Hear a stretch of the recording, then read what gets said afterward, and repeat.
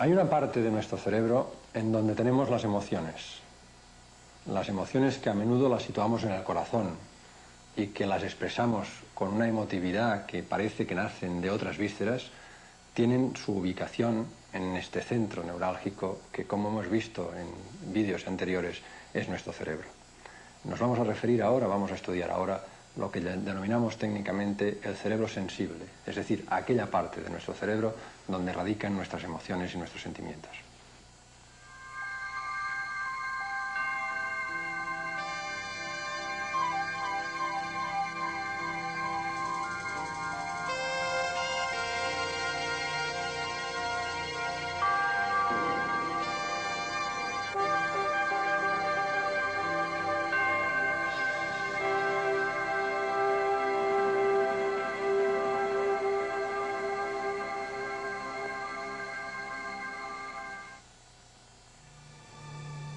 El cerebro es el órgano de la vida, el universo interior de la inteligencia, la pasión, el dolor y la creatividad. Entendiendo su funcionamiento, podremos comprender mejor los mecanismos básicos que determinan el comportamiento humano y animal. La relación entre el cerebro y el comportamiento es recíproca. El cerebro controla el comportamiento, pero el comportamiento también le envía información que le influye.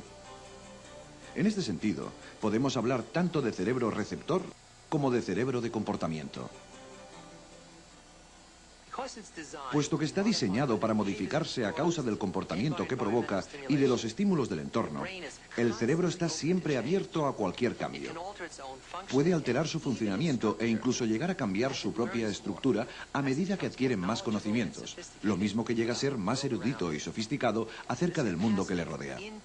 Esta capacidad para modificarse convierte al cerebro en uno de los sistemas más dinámicos del planeta. Para entender cómo funciona la relación entre el cerebro y el comportamiento, observemos, por ejemplo, el caso del tacto. El tacto es un lenguaje mudo mediante el cual las personas pueden comunicarlo todo, desde la amistad y el amor hasta la necesidad de controlar a los demás. Este contacto personal se rige por reglas y costumbres culturales nunca escritas. En nuestra cultura, hombres y mujeres responden al hecho de ser tocados de distintas formas. Por ejemplo, es más común que las mujeres acaricien, abracen y besen a sus amigos y familiares. En cambio, los hombres normalmente limitan el contacto al apretón de manos. Según un estudio realizado, si antes de una operación las mujeres son tocadas amistosamente por una enfermera, reaccionan de forma positiva, disminuye su presión sanguínea y se reduce la ansiedad. Los hombres, por el contrario, se sienten molestos ante el mismo tipo de contacto. Les sube la presión sanguínea y la ansiedad aumenta. Los investigadores también han observado que, independientemente del sexo, aquellas personas que se sienten bastante cómodas tocando a los demás son más alegres, menos conformistas y menos desconfiadas acerca de los motivos de los otros. En cambio, aquellas a las que disgusta el contacto tienden a tener menos autoestima y, en general, son más reservadas socialmente. Las consecuencias de estar privado de contacto son extremadamente significativas, no solo para nuestro sentido de seguridad y de bienestar emocional, sino también para nuestra salud física. Y aquí es donde interviene el cerebro, ya que éste participa de las consecuencias positivas entre el acto de tocar o de ser tocado y aparentemente crea la necesidad de tocar. La necesidad del contacto con la madre es tal que tanto los humanos como los animales prosperan cuando lo consiguen y sufren cuando no la tienen.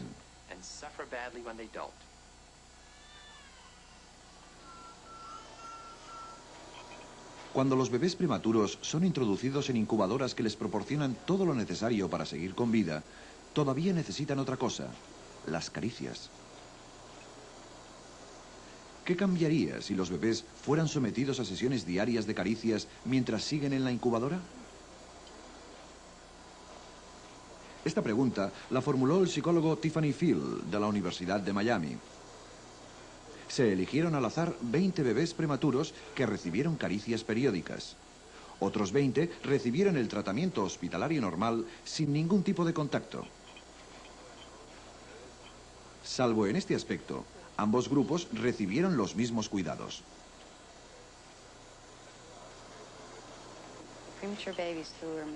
Los bebés prematuros que recibieron caricias durante 45 minutos diarios a lo largo de los últimos 10 días antes de salir de la incubadora engordaron un 47% más que los que no tuvieron ningún tipo de contacto.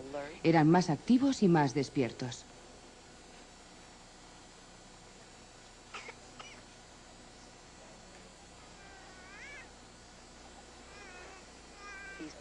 Estos mismos bebés, 8 meses después, seguían pesando más que los otros y también mostraban un mejor desarrollo cognitivo y motriz. No solo los bebés se benefician de ello, sino también la sociedad, ya que si los bebés prematuros son cuidados en casa lo más pronto posible, podrían ahorrarse millones de dólares anuales en concepto de costes hospitalarios.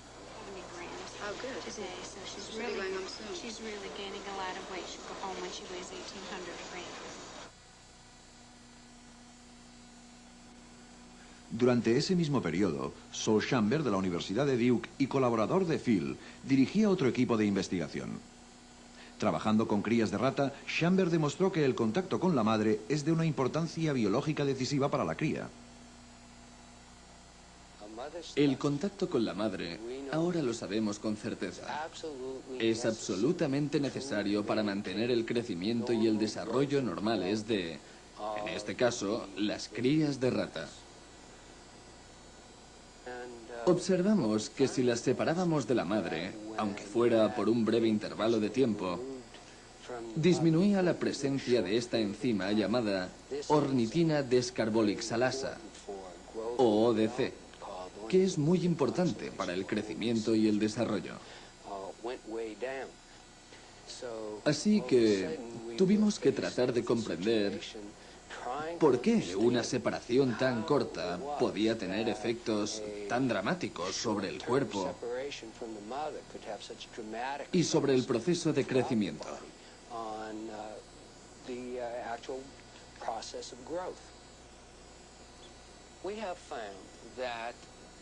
Hemos descubierto que existen dos formas de revertir los efectos de esta separación. Una, devolviendo la cría junto a su madre, que la lame retomando el proceso afectivo.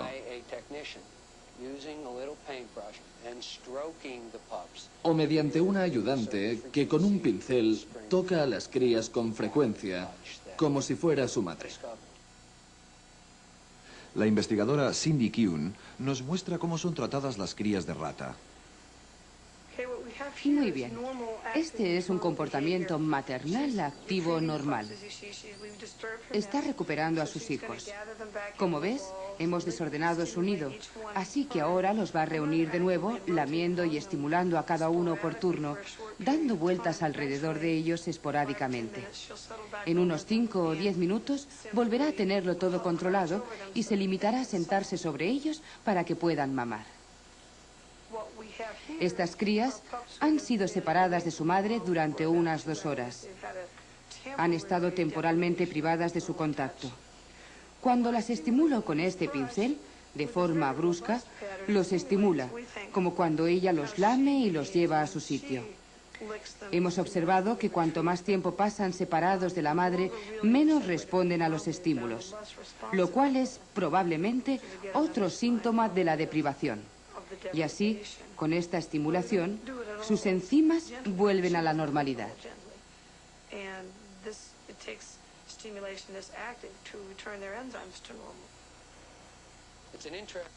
Es una idea interesante, aunque alguien podría decir que, en este caso, la necesidad de contacto con la madre tiene su origen en el cerebro. No es solo agradable sentirla, es necesario para el desarrollo y crecimiento normal de la cría. Con estos resultados, podríamos preguntarnos si la falta de afecto puede incidir del mismo modo en el crecimiento de los niños. Desgraciadamente, la respuesta es sí. John Bowlby y René Spitz dirigieron un estudio con jóvenes institucionalizados carentes de afecto. A pesar de que los jóvenes estaban bien alimentados y recibían la atención médica adecuada, su crecimiento estaba muy por debajo de la media de los grupos de su edad.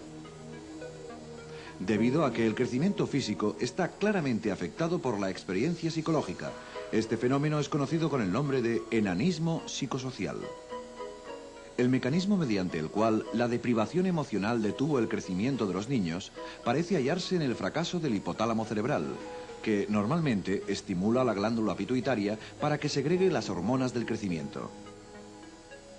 De esta forma, la falta de contacto puede haber tenido el mismo efecto que en las crías de rata, reduciendo la producción de sustancias bioquímicas esenciales para el crecimiento. Sin embargo, cuando estos niños son colocados en familias afectivas, empiezan a recuperar su estatura normal. En un estudio realizado, se observó que estos niños privados de afecto llegaron a alcanzar la estatura de sus compañeros, creciendo una media de casi 20 centímetros al año, cuando la media normal de crecimiento en ese periodo es de solo 7 centímetros y medio. Uno de los primeros intentos para demostrar las alteraciones permanentes en la estructura del cerebro se desarrolló en una serie de estudios realizados en la Universidad de Berkeley, en California. Un equipo de investigación, dirigido por Mark Rosenzweig, estudió los efectos de criar ratas en un entorno rico y estimulante, en contraposición a otros entornos necesitados. Las ratas de un ambiente enriquecido no solo demostraron una mayor capacidad para aprender durante la madurez, sino que la propia estructura de su cerebro realizó una serie de cambios físicos determinados por dicha experiencia. El cerebro de estas ratas estimuladas aumentó de tamaño y desarrolló un córtex mucho más grueso, especialmente en la región occipital, relacionada con la capacidad de visión. También aumentó el número de determinados neurotransmisores y el número y tamaño de las ramificaciones en las dendritas, las fibras ramificadas de las neuronas que captan las señales de otras neuronas. Este tipo de cambios físicos que tienen lugar en el cerebro pueden tener efectos permanentes. Los estudios nos muestran que, por ejemplo, acariciando las crías de rata recién nacidas, no solo estimulamos su crecimiento, como ya se ha visto, sino que también las preparamos para que, a lo largo de sus vidas, se enfrenten mejor a cualquier tipo de tensión. Lo cual, a su vez, ayuda a reducir los efectos normales del envejecimiento, como las dificultades para aprender o las enfermedades propias de la vejez. Michael Meaney se dedica a la psicología del desarrollo en la Universidad McGill. Actualmente investiga cómo las experiencias primerizas pueden modificar el cerebro y el comportamiento de un animal, especialmente cómo la tensión afecta al animal y a la segregación de unas hormonas llamadas glucocorticoides. Cuando cualquier especie de mamífero, animal o humano es expuesto a situaciones que provocan tensión, la secreción de glucocorticoides aumenta considerablemente. Estas hormonas aumentan el ritmo cardíaco, reducen la digestión y, en general, permiten que el organismo se enfrente mejor a la situación de estrés. El peligro de pasar mucho tiempo expuesto a estos glucocorticoides es que puede llegar a eliminar algunas células cerebrales, especialmente las neuronas sensibles a los glucocorticoides dentro del hipocampo. El hipocampo es una estructura absolutamente imprescindible para aprender y recordar. El problema radica en que en los animales de edad avanzada, la degeneración de las neuronas del hipocampo supone una menor capacidad cerebral para procesar información, por lo que se observan profundas deficiencias en el aprendizaje y en la memoria. En el caso de animales jóvenes, hace al animal más capaz de desconectar las respuestas al estrés. Aquellos animales que no han sido cuidados están menos preparados para desconectar estos mecanismos y por lo tanto están expuestos a mayores niveles de glucocorticoides. Cuando ya en la etapa adulta estos animales vuelven a ser examinados, se observa que aquellos que no han sido cuidados muestran más problemas de aprendizaje y de memoria. Mediante estos experimentos tratamos de examinar la capacidad de los animales para aprender y recordar situaciones, especialmente situaciones especiales. Las ratas son excelentes nadadoras, aunque no les guste el agua. Si metemos una en una piscina, aprovechará la primera oportunidad que se le presente para salir del agua. Si comparamos animales que han sido cuidados durante largo tiempo con otros que no han recibido este trato, Los primeros son mucho más parecidos a los individuos jóvenes, quienes aprenden rápidamente dónde está situada la plataforma y tardan muy poco en nadar hasta ella y salir del agua. En cambio, si observamos a aquellos adultos que no han sido cuidados, coinciden con aquellos que han perdido mayor número de células del hipocampo. Para estos ratones, el proceso de aprendizaje es mucho más lento y parece que tienen muy poca memoria, lo cual les dificulta recordar dónde está situada la plataforma. Lo que vemos en el monitor es la versión digital de la posición de la rata y de la posición de la plataforma. La función de este equipo es proporcionarnos dos tipos de información. Primero, cuánto tiempo emplea el animal en encontrar la plataforma. Y segundo, la distancia que recorre a nado antes de encontrarla. Ello nos permite saber exactamente su grado de conocimiento sobre la situación de la plataforma respecto a las demás señales de la habitación. La cuestión que nos planteamos se refiere a la habilidad de cada individuo para enfrentarse al reto, lo cual es un factor decisivo para determinar si existe o no una lesión del intelecto entre los individuos y cuánto tarda en manifestarse. Es muy posible que las diferencias individuales en el funcionamiento intelectual entre personas de edad avanzada estén íntimamente relacionadas con su capacidad para enfrentarse a situaciones de estrés. Y que en individuos de entre 55 y 60 años de edad que presenten lesiones del intelecto podría equipararse a los ratones no cuidados. Estos individuos tienen más posibilidades de presentar una alta exposición a los glucocorticoides, de tener menos células del hipocampo, lo cual aumenta el riesgo de lesiones cognitivas derivadas de esta lesión hipocámpica. Sin embargo, quizá el mejor y más sorprendente ejemplo de cómo el cerebro altera su estructura, su funcionamiento y su capacidad de respuesta frente a situaciones sociales puede observarse cuando éste trabaja en equipo con la evolución, asegurando la supervivencia de los individuos mejor adaptados.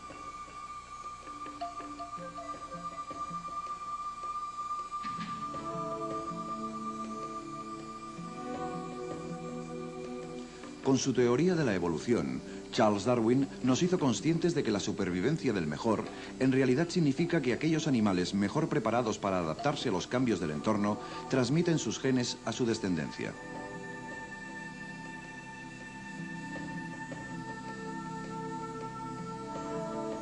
Sin embargo, en muchas especies de animales no se trata de la supervivencia individual, sino de la de todo el grupo.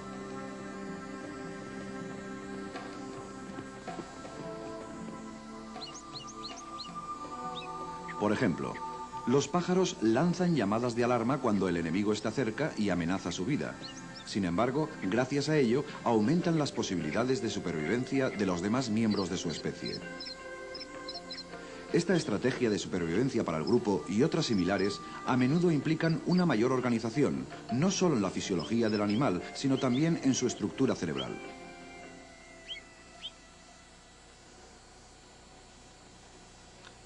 Russell Fernall, del Instituto de Neurociencia de Eugene, Oregón, está dirigiendo una investigación que pone de manifiesto cómo se relacionan el cerebro, el comportamiento y el entorno. Fernall es un neuroetólogo, una nueva generación de científicos que aplican las metodologías de la ciencia del cerebro al estudio del comportamiento de los animales en sus hábitats naturales. Hace años que me interesa cómo el cerebro controla el comportamiento y cómo a su vez el comportamiento modifica el cerebro. He estado trabajando con un pez africano como modelo de sistema. Vive en el lago Tanganika, en África Central, y es una de las muchas especies que basa su comunicación sobre todo en las señales visuales. La organización social de esta especie particular de peces se basa en la territorialidad. Los machos que dominan un territorio constituyen el 10% de la población y controlan prácticamente todo tipo de recursos, especialmente la comida. Estos machos presentan una brillante coloración que se manifiesta tan pronto son capaces de defender con éxito un territorio. Al principio de su vida como macho, este nada hasta un territorio e intenta defenderlo. Su coloración puede aparecer y desaparecer muy rápidamente, lo que a nuestros ojos y posiblemente también a los suyos indica cierta incertidumbre sobre sus expectativas de ganar. Si tiene lugar una aguerrida lucha y uno de los machos pierde, este inmediatamente abandona su coloración. Desaparece entre la multitud y en breves momentos es imposible distinguirle de cualquier otro animal. Poco después de ganar el dominio de un territorio, sus testículos crecen y rápidamente se llenan de esperma de animal adulto. La región cerebral relacionada con este éxito social también crece, añadiendo células y acrecentando las que ya posee. Si de pronto un macho dominante se ve intimidado por otros machos también dominantes, puede perder su coloración. Como consecuencia de ello, sus testículos vuelven a reducirse y en determinados casos, la región cerebral a la que me he referido también se reduce. Por lo tanto, la territorialidad es parcialmente reversible. Un aspecto curioso es que en el cerebro del animal existe un núcleo especializado que refleja el éxito social del animal y que se encuentra localizado cerca del hipotálamo. Este núcleo es de gran tamaño en animales dominantes dentro de su comunidad, aunque su cuerpo sea pequeño. Del mismo modo, es pequeño en animales que no han tenido éxito, aunque físicamente sean de gran tamaño. Por lo tanto, el cerebro refleja el éxito social del animal independientemente de cuál sea su tamaño físico. Esto es algo importante de recordar cuando pensamos en el cerebro como en el órgano que rige toda la conducta. Pero, naturalmente, el propio comportamiento influye en el tipo de respuesta cerebral, y en este caso hemos podido encontrar núcleos específicos que responden a determinadas señales sociales y al éxito en la comunidad.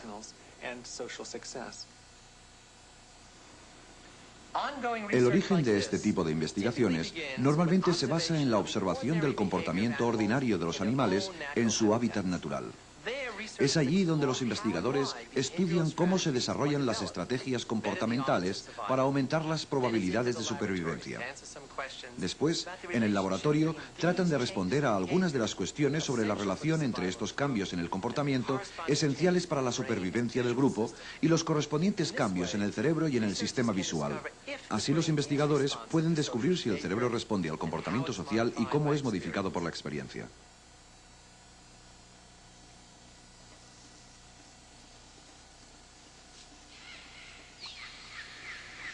El último ejemplo de hoy sobre la capacidad de respuesta del cerebro dirigida por el comportamiento se basa en otra combinación entre el trabajo de campo y la investigación en el laboratorio. Esta vez se trata de las colonias de mandriles en África Oriental. Robert Sapolsky, neurobiólogo en la Universidad de Stanford, dirige esta investigación. Probablemente lo más interesante de la estructura social de los mandriles es su sociabilidad. En realidad, un mandril fuera de su contexto social, de su vasta comunidad de individuos, pierde su razón de ser. Unos 100, 150 animales conviviendo durante años, décadas. Y lo importante entre ellos es quién en la jerarquía de la dominancia, porque de ello depende su calidad de vida.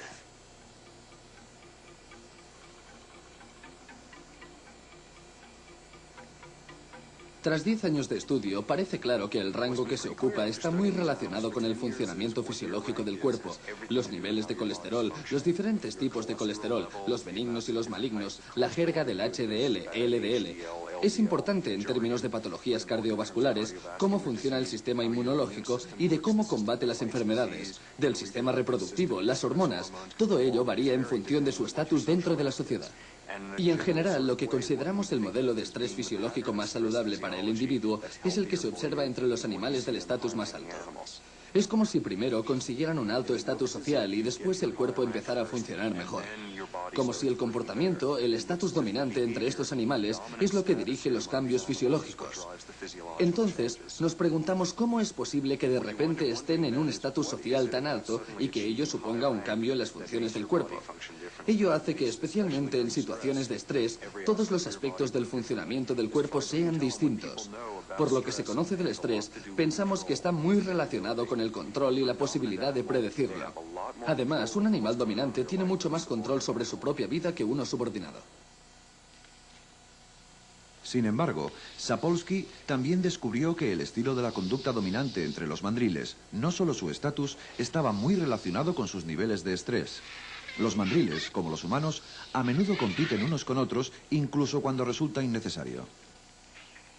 Para un mandril, pertenecer a un alto estatus social significa que en el momento de actuar podrá elegir entre varias posibilidades. Contar con muchos compañeros que lo ayuden o no. Tener muchos amigos, interesados si se quiere o no tenerlos. Aquellas situaciones que requieren un mayor compromiso social, una mayor colaboración y apoyo, parecen ser las mejores desde el punto de vista fisiológico. Lo que está claro es que si estudiamos a un familiar nuestro, cuyo comportamiento tiene mucho en común con el nuestro, se observan muchas similitudes fisiológicas. Lo más curioso de los mandriles es que tienen una vida bastante estresante, pero al igual que nosotros no se debe a que pasen hambre o a periodos de sequía o lo que sea, sino a que son muy duros unos con otros. Es una sociedad altamente competitiva, muy parecida a la nuestra. Muy pocos de nosotros sufrimos estrés por culpa de las peleas o las malas cosechas. La mayoría de veces se debe a motivos sociales. Volviendo al tema central, lo que está claro observando los mandriles es por qué algunos de nosotros sufrimos enfermedades relacionadas con el estrés. Lo que nos dicen los mandriles es que existen multitud de diferencias individuales. El estatus social de un mandril tiene mucho que ver con el funcionamiento de su cuerpo.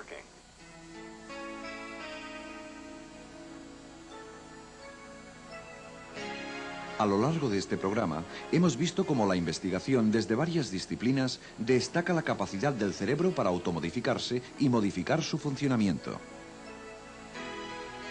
El cerebro responde continuamente a las exigencias del entorno, que le obligan a desarrollar nuevas estrategias de comportamiento esenciales para la supervivencia.